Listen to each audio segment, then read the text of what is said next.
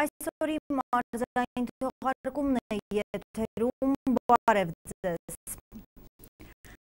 3 տարի առաջ կրթության և գիտության նախարարությունը մանկավարժների որակավորման տարակարգի աստիճան ստանալու հնարավորություն տվեց, որը ենթադրում է մանկավարժի աշխատավարձի չափի բարձրացում։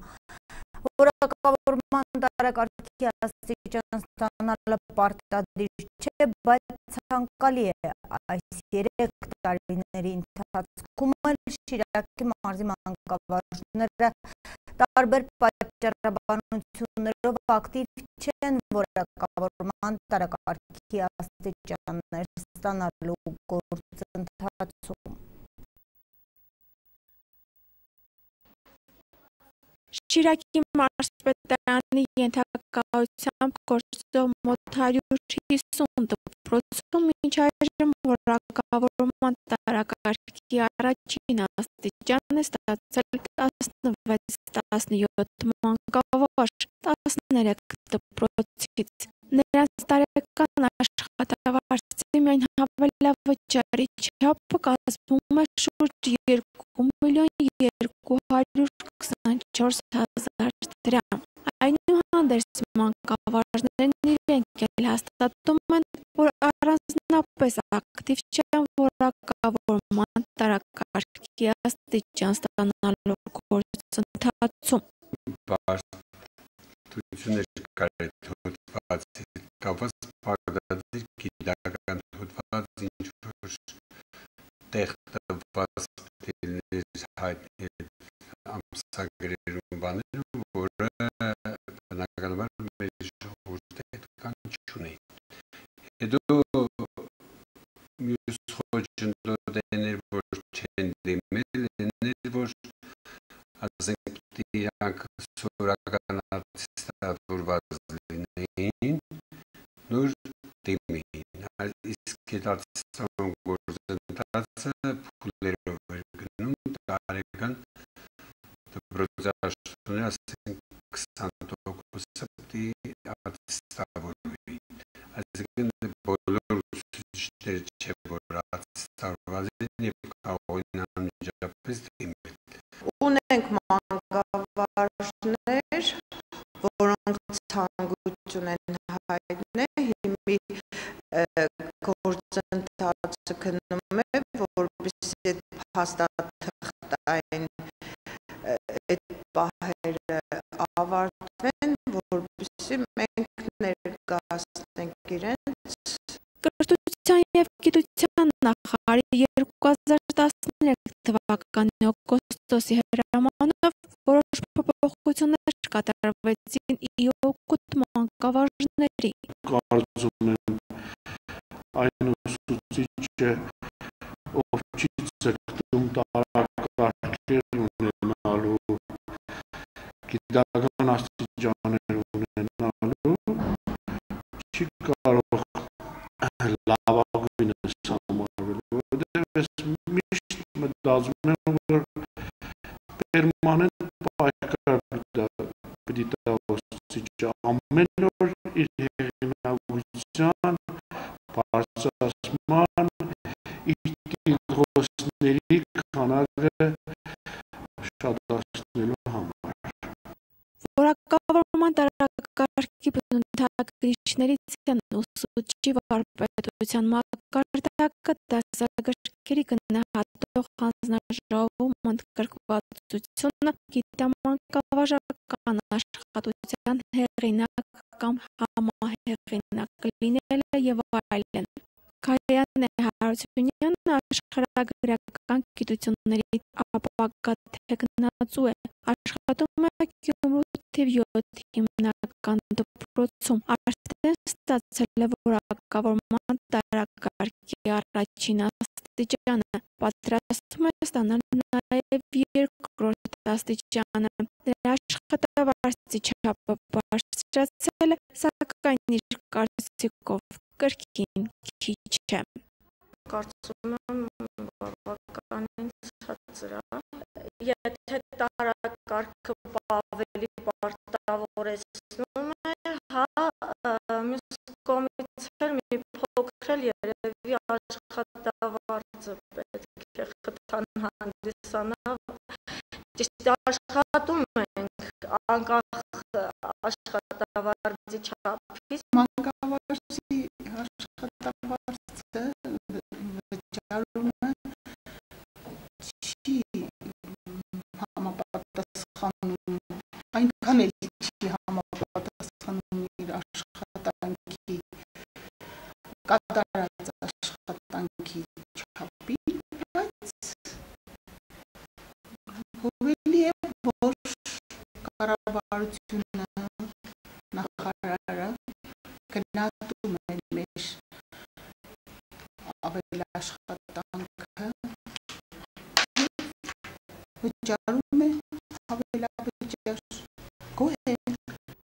Երկրորդ աստիճանի որակավորման տարակարգ ստանալու համար մանկավարժը կարող է դիմել առաջին աստիճանի տարակարգ ստանալուց առնվազն 2 տարի հետո, երրորդ աստիճանի որակավորման համար երկրորդ աստիճան ստանալուց առնվազն 3 տարի հետո, իսկ չորրորդ ստանալու համար երրորդ աստիճան ստանալուց առնվազն 4 տարի հետո։ Տարակարգը տրվում է 5 տարի ժամանակով։ Տարակարգ ստացած ուսուցչին տրվում է կառավարության սահմանաչափով հավելավճար։ Չորրորդ աստիճանի դեպքում մանկավարժական դրույքի 50, երրորդի 30, երկրորդի 20 եւ առաջինի 10% չափով։ Անկախ ժամանակից ծանրաբեռնվածության իր դեպքի 10%-ը հավելավճար է ստանում։ Անկախ կարող է 5 ժամ ունենալ ուսուցիչը, բայց ընդհանրենք 120 իր դեպքը 12,000 ամսական հավելավճար է ստանում։ Շիրակի մարզպետարանի կրթության բաժնի գլխավոր մասնագետ Մակար Մելքոնյանն ասում է, որ նախարարի 2013 թվականի հրամանից հետո մանկավարժների մոտ արդեն նկատվում է ակտիվություն, իսկ պասիվության պատճառներից մեկը նշվում է մանկավարժների տեղեկացվածության պակասը։ Թեպետ տարակարգի աստիճան ստանալը մանկավարժների համար պարտադիր չէ, այնուհանդերձ դպրոցների տնօրեններն հորդորում են մանկավարժներին ու խորհուրդներ տալիս։ Դպրոցների վարկանիշավորման գործընթացում հաշվի առնվում նաև որակավորման տարակարգ ստացած ուսուցիչների թիվը, ինչն էլ արդեն իսկ ենթադրում է դպրոցի տնօրենությունը շահագրգռված է ունենալ տարակարգի աստիճան ստացած մանկավարժներ։ Անի Մկրտչյան, Արթուր Մարգարյան, այսօր։ Կառավարությունը նորոգել է Նահապետավանի դպրոցը։ Հիմնանորոգում չի իրականացվել, սակայն կատարվել է էական եւ աշակերտների համար կարևոր աշխատանք։ Դպրոցի մարզադահլիճն է կարգի բերվել։ Նաև տանիքն է նորոգվել, այդ աշխատանքների համար գումար է հատկացվել պետբյուջեից։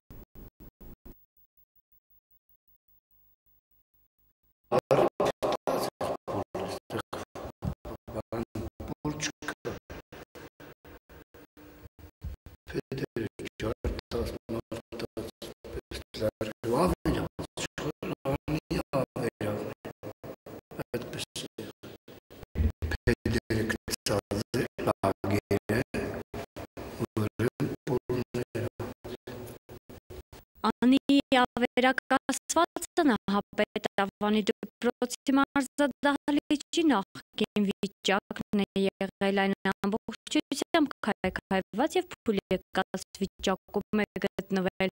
Նախկինում երբեք աշակերտներ մարզադահլիճի դուռը չեն բացել ֆիզկուլտուրան տարվա բարենպաստ եղանակներին դպրոցի բակում են պարապել ձմռան ամիսներին եղել է դադար։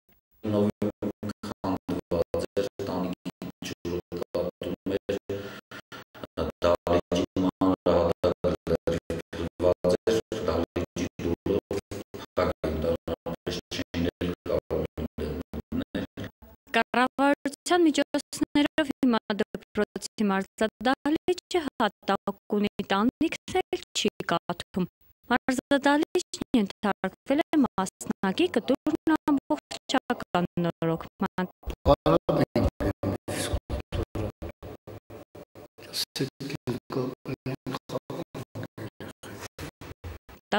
14 միլիոն դրամ է ծախսվել այդ նպատակի իրականացման համար։ Սրանով հանդերձ դպրոցում խնդիրներ լուծված համարել չի կարելի։ Համայնքապետ Գորգ Պետրոսյանը ասում է, դեռ անելիքներ շատ կան։ Միայն թե համայնքի բյուջեով հնարավոր չէ դրանք հիմի բերել։ 25 միլիոն է նահապետավանի բյուջեն, դրանով հնարավոր է ընդամենը ընթացիկ թեթև խնդիրներ կարգավորել,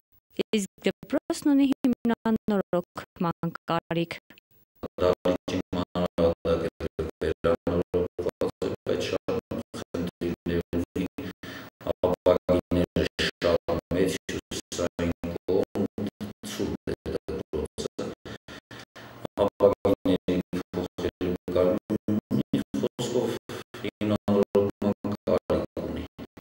Բարեկարգ դպրոց ունենալն առաջին այն է համարում Գորգ Պետրոսյանը, ասում է, գյուղից հեռացող ընտանիքների թիվը փոքր է։ Հիմնականում մեծահասակներն են մեկնում սեզոնային արտագնա աշխատանքի։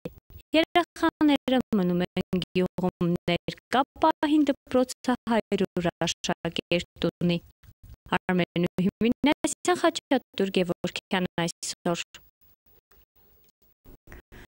Վարչապետ Հովիկ Աբրահամյանի գլխավորությամբ կառավարությունում տեղի ունեցել հարկային օրենսդրության բարեփոխումների վերաբերյալ քննարկում, որին մասնակցել են շահագրգիռ գերատեսչությունների ներկայացուցիչները։ Մասնավորապես քննարկվել են շրջանառության հարկի մասին օրենքում փոփոխություններ եւ լրացումներ կատարելու վերաբերյալ տարբեր առաջարկություններ, օրենքի լրամշակված տարբերակն ազգային ժողով ներկայացնելու նպատակով։ Քննարկման ընթացքում անդրադարձ է կատարվել նաև ոսկու արկու վաճառք իրականացնողների համար առաջարկվող հարկային կարգավորումներին առնչվող հարցերի։ Նախագահ Սերժ Սարգսյանն այսօր այցելել է Մերիդիան ցուցահանդեսային կենտրոնում ապրիլի 26-ից 28-ն անցկացվող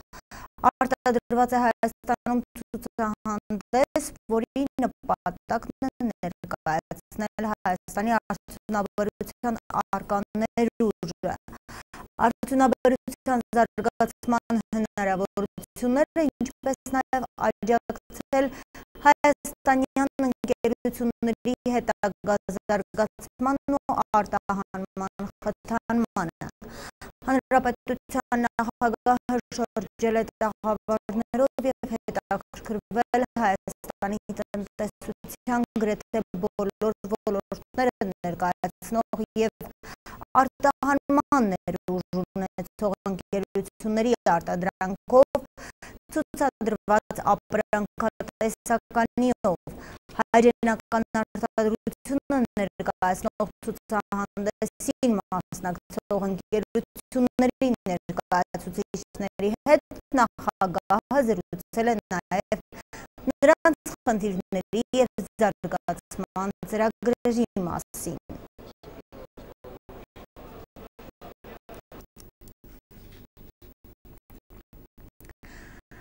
Ազգային ժողովն այսօր առաջին ընթերցմամբ ընդունել է քաղաքացիական օրենսգրքում փոփոխությունների նախագիծը, որն 3 բուռն քննարկումների տեղիք էր տվել։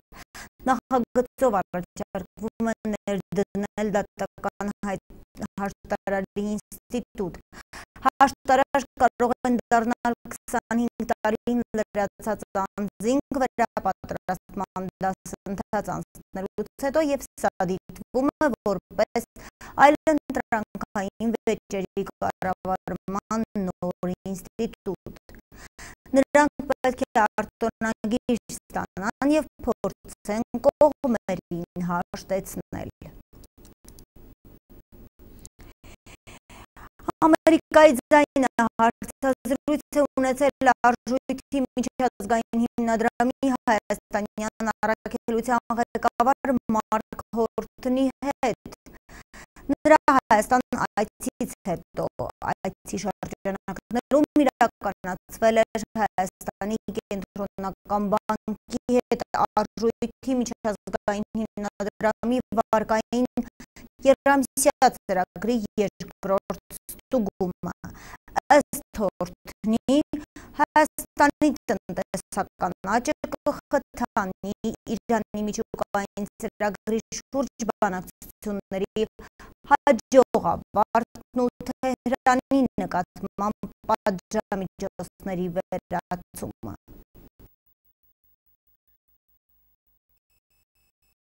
Հայաստանի տնտեսությունը դրական առաջընթաց կգրանցի Իրանի միջուկային ծրագրի շուրջ համաձայնագրի հաստատման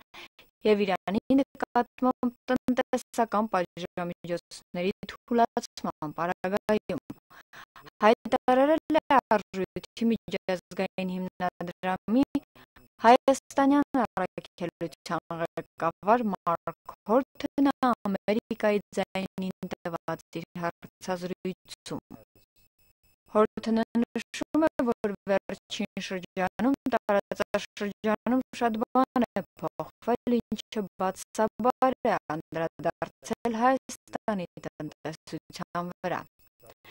Հայաստանի պետական բյուջեն հիմնված է 4% աճի վրա,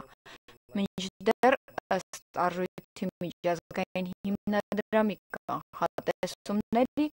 աճը հավանաբար 0% կլինի։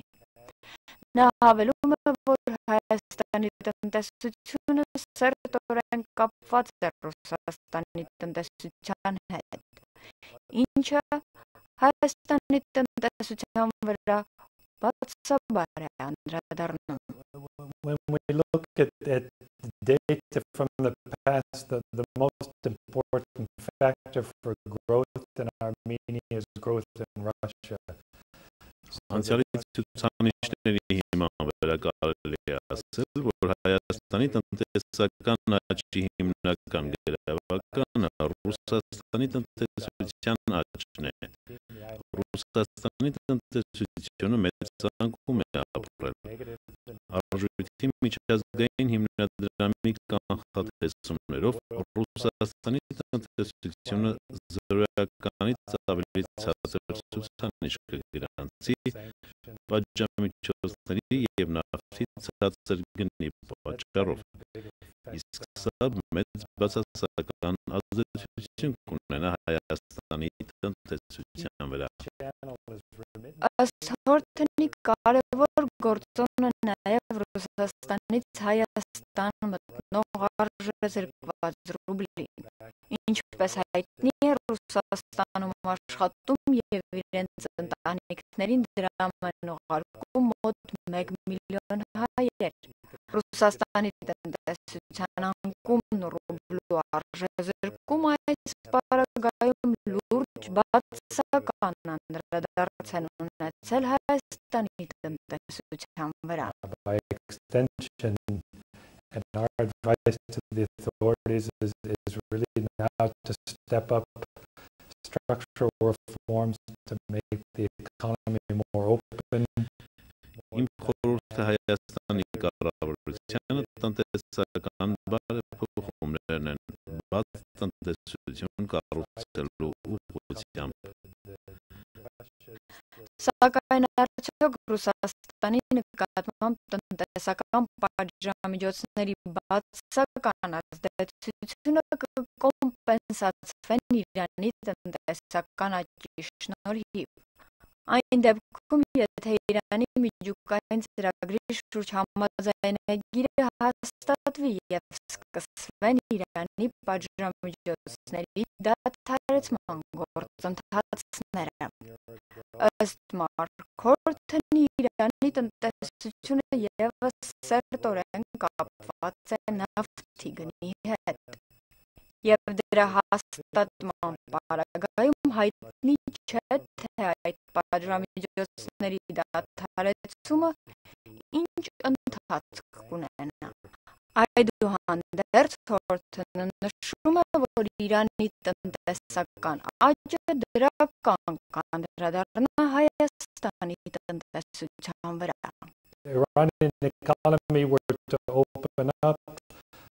to benefit from Իրանի տնտեսությունը պատժամիջոցների թույլատման պարագայում ըստ արժույթի միջազգային հիմնադրամի կանխատեսումների կարող է 4-ից 6% աճ գրանցել, ինչը դրական մեծ ազդեցություն կունենա Հայաստանի տնտեսության վրա։ Ըստ Հորթոնի Իրանի տնտեսական աճը և Իրանի նկատմամբ միջազգային վերաբերմունքի փոփոխությունը նոր հնարավորություններ կբացեն Հայաստանի համար, քանզի եթե այժմ հայաստանյան գործարարները ավելի զգուշորեն են գործարքի մեջ մտնում Իրանի հետ, վախենալով ասոցացվել միջազգային համայնքի կողմից չընդունվող այս երկրի հետ, այս խնդրի թույլատման պարագայում իրավիճակը կարող է միանգամայն այլ լինել։ Ինես Մխիթարյան, Ամերիկայի ձայն, Վաշինգտոն։ Արժույթի միջազգային հիմնադրամի հայաստանյան առաքելության ղեկավար Մարկ Հորթոնի հայտարարությանը, թե Հայաստանն այս տարի կունենա 0% տնտեսական աճ, ազգային ժողովի նախագահ Գալուստ Սահակյանը լրագրողների հետ զրույցում ասել է. «Ես կարծում եմ, մենք տարեվերջին տնտեսական աճ կունենանք»։ Հայաստանի համար գազի սակագինը կիջեցվի և 1000 խորանարդ մետր գազի գինը կդառնա $165 այժմյան 190-ի փոխարեն։ Ռոսիա 24 հեռուստաալիքին տված հարցազրույցում ասել է Գազպրոմի ղեկավար Ալեքսեյ Միլերն ու հավելել, որ որոշումը պայմանավորված է Եվրասիական տնտեսական միությանը Հայաստանի անդամակցությամբ, ինչպես վստահեցրել է գազային հսկայի ղեկավարը, նման պայմանավորվածություն ձեռք է բերվել Հայաստանում նախագահ Սերժ Սարգսյանի հետ հանդիպմանը։ Գնային փոփոխության արդյունքում հնարավոր կլինի նաև ներդրումներ կատարել գազափոխադրման համակարգի ենթակառուցվածքներում և արդիականացնել դրանք։ Մենք նպատակ ունենք 100%-ով գազաֆիկացնել Հայաստանը, եզրափակել է Միլերը։ Իսկ թե կազդի սա ներտնային գազասպառման վրա և ինչքան կլինի 1 խորանարդ մետր գազի սակագինն այդ դեպքում կորոշի Գազպրոմ Արմենիան, կամ էլ այդ մասին հայտ կներկայացնի հանրային ծառայությունները կարգավորող հանձնաժողովին։ Երկիրն այսօրի հարցինի պատասխան Գազպրոմ Արմենիայի մամլոխոսնակ Շուշան Սարադայանը փոխանցել է, որ գազի գնի վերանայման հետ կապված չեն դիմելու հանրային ծառայությունները կարգավորող հանձնաժողովին։ Նրա խոսքով տարեվերջին իրենք տուժել են արտարժութային տատանումներից և գազի սակագնի իջեցումը կօգնի վերականգնելու կորուստները։ Հայաստանի Հանրապետության նախագահ Սերժ Սարգսյանը հարցազրույց է տվել ռուսաստանցի անվանի լրագրող հաղորդավար Վլադիմիր Պոզներին։ Պոզների դիտարկմանը, որ 1915-ից 23 թվականների ընթացքում 1,5 միլիոն հայ է սպանվել և հարցին արդյոք հայոց ցեղասպանությունից անմիջականորեն տուժել են Սերժ Սարգսյանի նախնիները, նախագահը պատասխանել է ոչ, չնայած հայոց ցեղասպանությունը չի շրջանցել գրեթե ոչ մի հայ ընտանիքի։ Նախագահը հիշել է իր տատի հուշերը, որոնց համաձայն թե իրենց թե հարևան գյուղերում բազմաթիվ հայ փախստականներ են եղել, ցեղասպանություն վերապրածներ։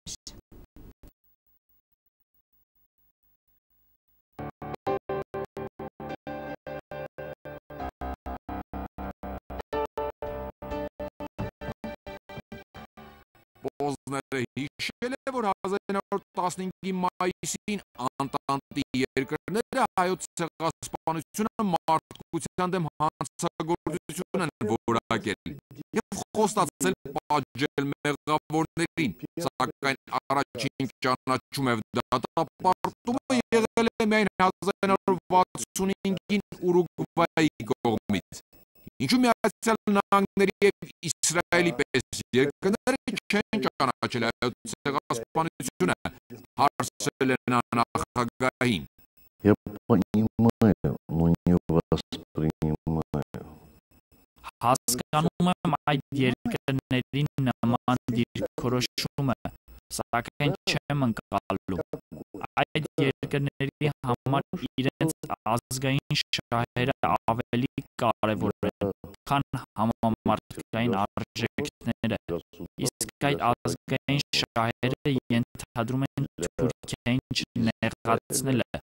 Միացյալ Նահանգների 51 նահանգից 44-ը ճանաչել է հայոց ցեղասպանությունը, նախկին նախագահներն էլ արտասանել են ցեղասպանություն բառը։ Ինքը Օբաման սենատոր եղած շրջանում դատապարտել է իշխանություններին հայոց ցեղասպանությունը հավուտ պատժիչ ճանաչելու համար։ Նմանապես և Իսրայելի գործող նախագահը պատգամավոր եղած շրջանում պայքարել է հանուն հայոց ցեղասպանության ճանաչման, ապա արդեն իբրև նախագահ փոխել իր լեքսիկոնը։ Ցանկացած հանցագործություն չբացահայտվելու և չդատապարտվելու դեպքում ծնում են նորերը, ինչպես հայոց ցեղասպանության անպատժելիությունը ծնեց հրեաների հոլոկոստը, ընդգծել է նախագահը։ Հայոց ցեղասպանությունը համեմատաբար ավելի քիչ է ճանաչված, քան հոլոկոստը Կամբոջան, ինչի հետ դա կարող է կապված լինել, հետաքրքրվել է Պոզները։ Это может быть связано с тем, что все-таки государство Израиль Դա հնարավոր է կապված է նրա հետ, որ Իսրայել պետությունը գոյություն ունի արդեն 70 տարի և հոլոկոստի մասին խոսում են ոչ միայն հրեաները, այլև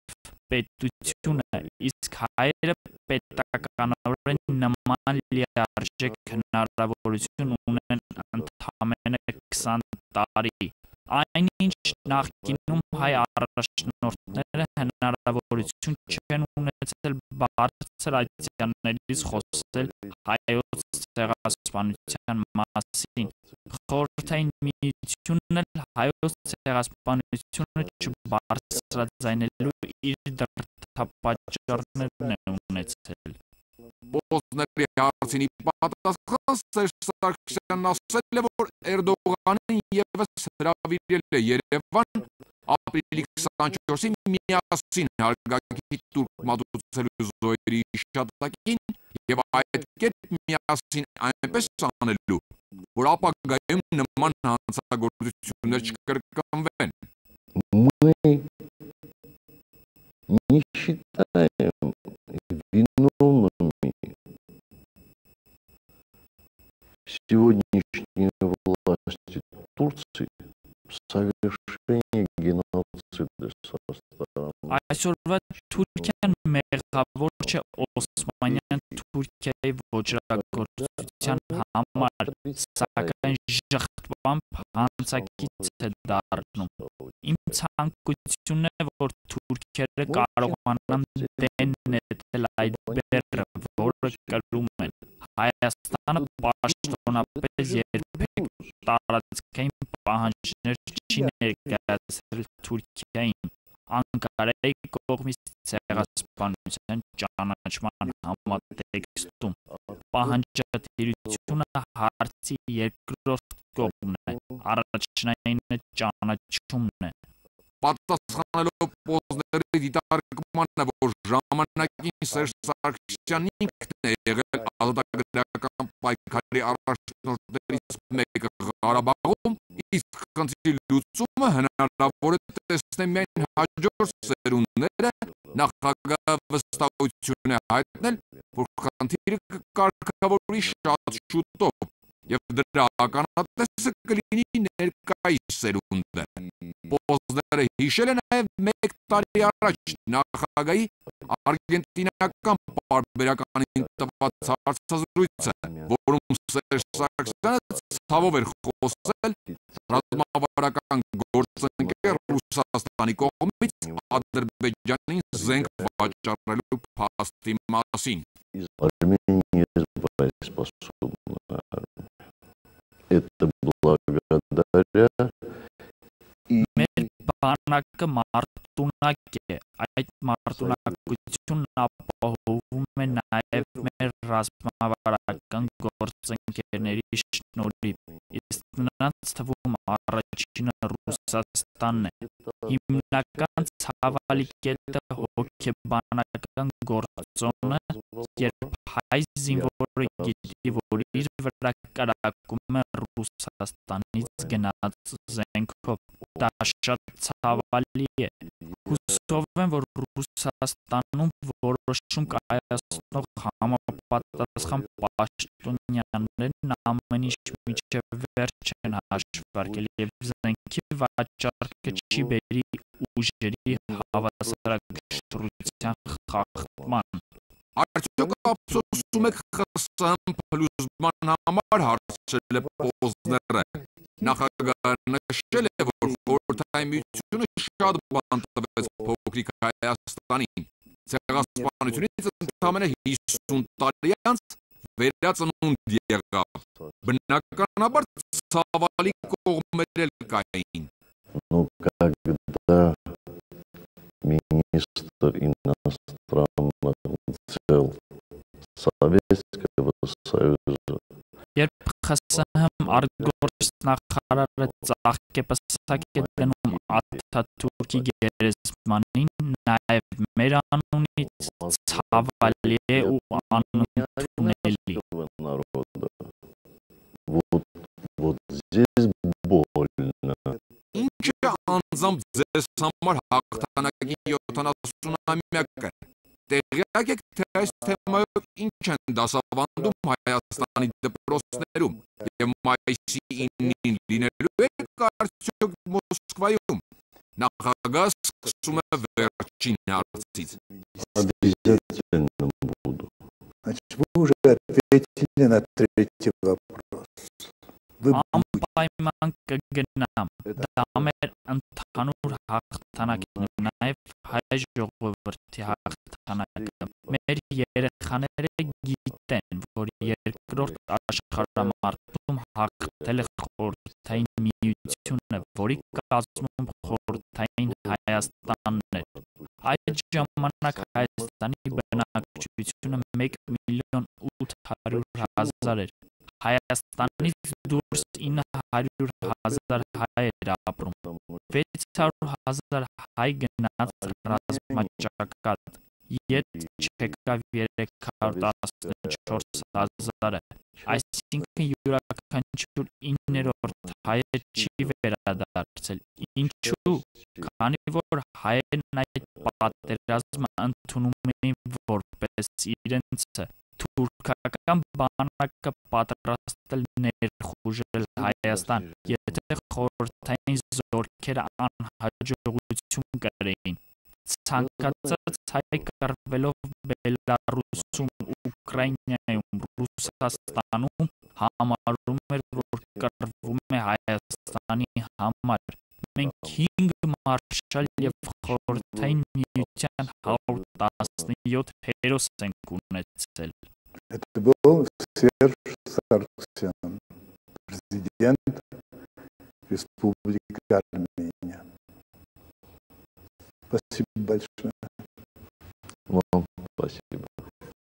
Արկադի Գրիգորյան, Գևորգ Նահապետյան, այսօր։ Մեծի տանանքելիքյո կաթողիկոսությունն այսօր դիմել է Թուրքիայի սահմանադրական դատարան պահանջելով վերադարձնել Սիսի պատմական կաթողիկոսարանը հայոց ցեղասպանության 100-ամյա տարելիցի կապակցությամբ ու մեր ազգային պահանջատիրությանն ավելի գործնական արտահայտություն տալու հեռանկարով նորին Սուրբ Պոծություն Տեր Արամ առաջին կաթողիկոսն իր պատգամներում հաճախ է շեշտում հատուցման հեռանկարը։ Հենց այդ պատճառով էլ Սիսի կաթողիկոսարանի ազգապատկան և եկեղեցապատկան կալվածքների վերադարձը կարևոր քայլ կարող է դառնալ ժողովրդի ունեցվածքի վերադարձի ու ոտնահարված իրավունքների վերականգնման հարցում, ասված է կաթողիկոսարանի տարածած հաղորդագրության մեջ։ Նշվում է նաև, որ անցած 2 տարիների ընթացքում այդ դատավարության պատրաստման գործին լծվել է վեհապարի գլխավորությամբ կազմված թուրքական ու միջազգային դատավարական օրենքների մասնագետներից բաղկացած հանձնախումբը։ Հաղորդվում է, որ ապրիլի 29-ին Վաշինգտոնում և առաջիկայում Ժնևում մամուլի ասուլիսներ են կազմակերպվելու միջազգային հանրությանը պահանջները ներկայացնելու համար։ Այսօր Մատենադարանում մեկնարկել է վերապրած մշակույթ խորագրով հայոց ցեղասպանության 100-րդ տարելիցին նվիրված գիտաժողովը դրա շրջանակներում լրագրողների հետ զրույցում Մատենադարանի վերականգնման բաժնի վարիչ Գայանե Էլիազյանն ասել է, որ իրենց բաժնում եղած ձեռագրերի մոտավորապես կեսն անցել է Եղեռնի ճանապարհով։ Շատ հայեր իրենց երեխաներին իրերը փրկելուն զուգահեռ փրկեցին հազարավոր ձեռագրեր։ Հիմա երբ նայում ենք դրան չափերին, ծանրությանը, զարմանում ենք ինչպես են մարդիկ կարողացել այդ ծանր օրերին փրկել դրանք, ասել է Գայանե Էլիազյանը, ավելացնելով հիմա մենք վերականգնում ենք այդ մեծադիր ձեռագրերը։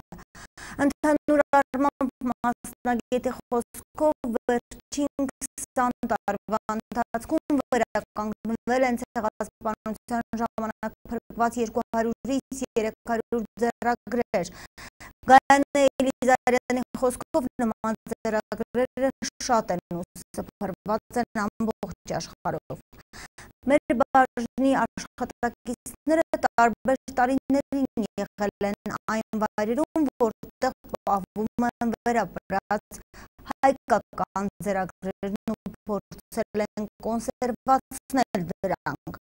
ասել է Մատենադարանի բաժնի վարիչը։ Երեքշաբթի առավոտյան Ֆինլանդիայի վարչապետ Ալեքսանդր Ստուբը նախագահ Սաուլի Նինիստոյին հրաժարականի դիմում է ներկայացնել, գրում է Օրկեդրուն։ Երկրում կայացած խորհրդարանական ընտրությունների հետևանքով նախկին կառավարության լիազորությունները դադարեցվում են և երկրում իշխանության են գալիս նոր քաղաքական գործիչներ։ Ինչպես հիշեցնում է աղբյուրը, ընտրություններում հաղթել է Կենտրոն կուսակցությունը հավաքելով ավելի քան 21% ձայն և այժմ բանակցություններ է վարում Ֆինլանդիայի նոր կառավարության կազմի շուրջ։ Ենթադրվում է, որ մինչև մայիսի 7-ը կոալիցիա կձևավորվի, ինչպես կանխատեսում են քաղաքագետները, Ֆինլանդիայի նոր վարչապետ կդառնա Կենտրոն կուսակցության առաջնորդ Յուհա Սիպիլյան։ Հարավային Կորեայի վերաքննիչ դատարանը 2014 թվականի ապրիլին խորհրդակված Սևոլ նավի նավապետ Լի Չժուն-սոկին դատապարտել է ցմազատազրկման նրա մեղավոր ճանաչելով զանգվածային սպանության համար, տեղեկացնում է ՌԻԱ կենտրոն։ Դատարանի ներկայիս որոշմամբ չեղյալ է համարվում անցած տարվա նոյեմբերին կայացած որոշումը, որով նավապետը դատապարտվել էր 36 տարվա ազատազրկման։ Դատավճռից 2 օր անց անձնակազմի 8 անդամները, այդ թվում Սևոլ նավի նավապետը, բողոքարկել են վճիռը, պահանջելով մեղադրական վճռի չեղարկում և գործի վերանայում։ Մասնավորապես Լի Չժուն-սոկը խնդրել է նվազեցնել իր պատժի ժամկետը հաշվի առնելով իր տարիքը։ Այժմ նա 70 տարեկան է, հիշեցնեմ, որ Սևոլ ուղևորատար նավը խորհրդակվել էր 2014 թվականի ապրիլի 16-ին, ինչի հետևանքով մահացել էր 295 մարդ, որոնցից 250-ը 15-ից 19 տարեկան դպրոցականներ։ 9 մարդու մարմին հնարավոր չի եղել գտնել, աղետի ժամանակ նավում եղել է 476 մարդ։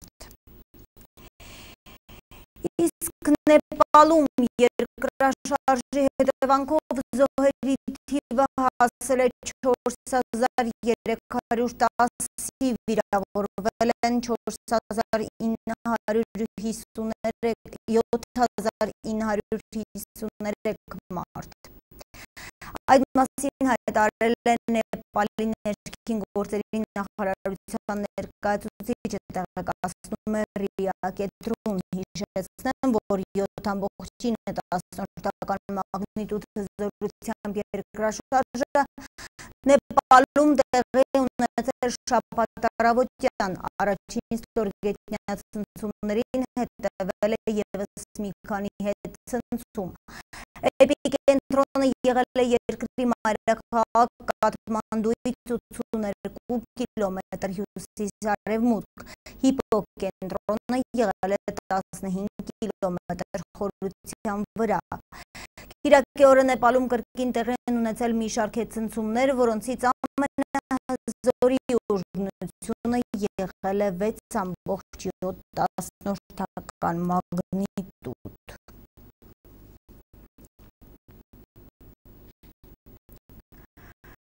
Ամերիկյան Էլմվուդ քաղաքում ուժեղ փոթորկի պատճառով բեռնատար գնացքի 11 վագոն դուրս են եկել գծերից և ընկել կամրջից, տեղեկացնում է կորեսպոնդենտ Գեթնեթը։ Վագոնները կամրջից ընկել են գետնին, նախնական տվյալներով դրանցում չեն եղել թունավոր նյութեր, դեպքի հետևանքով ոչ ոք չի տուժել։ Լուիզիանա նահանգի Բատոն Ռուժ քաղաքում ուժեղ քամու պատճառով բազմաթիվ վայրերում վնասվել են էլեկտրահաղորդման գծերը։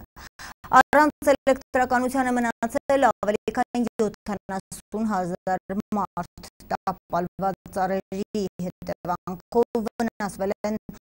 տասնյակ ավտոմեքենաներ։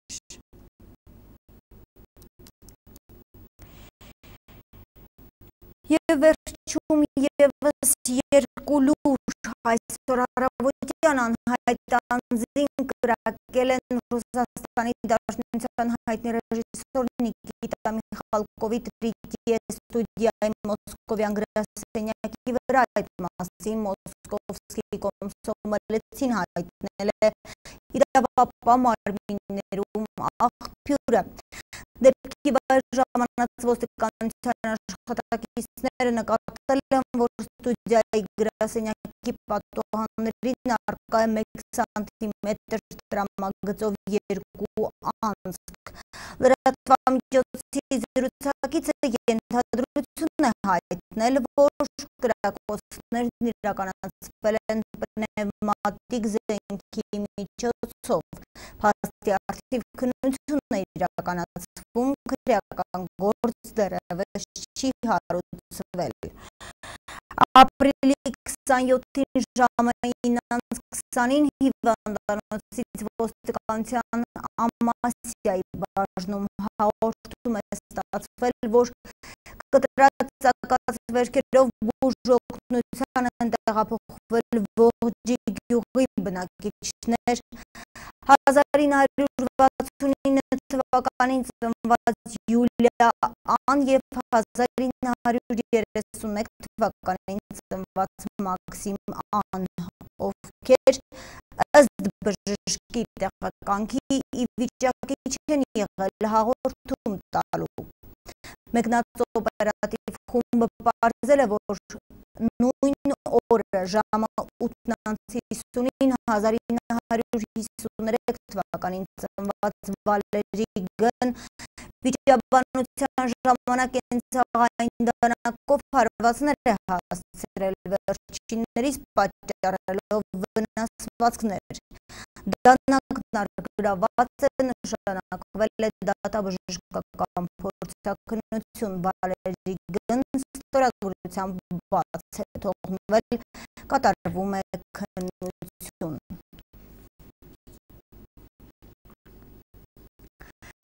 Այսպիսին էր այսօրի մարզային թողարկումը, տաղավարում աշխատեց Ելենա Ավետիսյանը, հաջողություն և ամենայն բարիք։